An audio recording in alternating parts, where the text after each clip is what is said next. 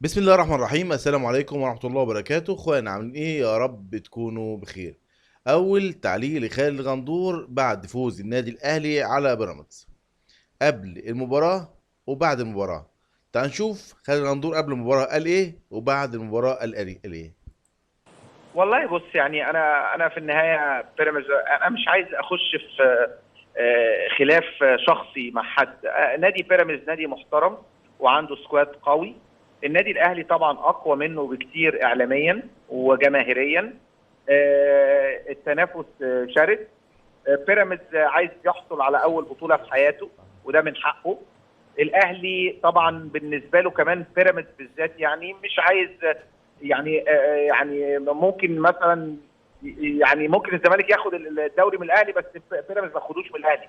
يعني لان في يعني زي يكون صدامات سابقه او كده، وموضوع رمضان وقصص من وعبد الله دي، السعيد وموضوع الشيبي. لا، وموضوع الشيبي واللي حصل وكده يعني.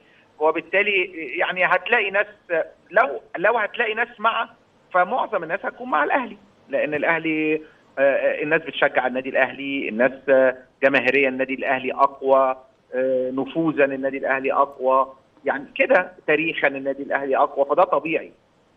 لكن في النهايه انا اهم حاجه، انا شايف ان بيراميدز يعني بالاداء اللي بيقدمه يستحق انه ياخد الدوري، يستحق انه ياخد الدوري.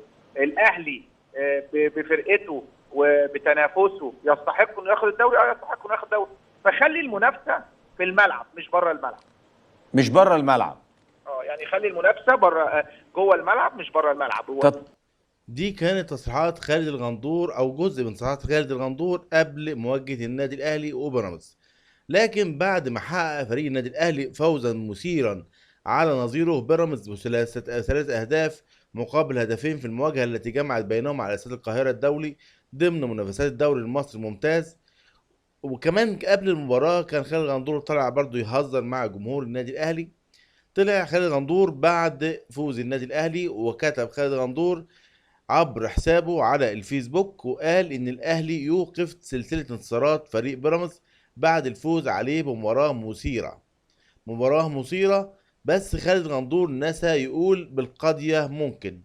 كان لازم خالد غندور يذكر القضيه ممكن، لان فعلا قفشه هو بتاع القضيه في مباراه الاهلي والزمالك، القضيه في الكاس السوبر، القضيه في مباراه الاهلي وبيراميدز. فخالد غندور وهو بيعلق على فوز النادي الاهلي او عن مباراه الاهلي وبيراميدز نسى انه يتكلم عن قفشه، ونسى انه يتكلم على القضيه ممكن.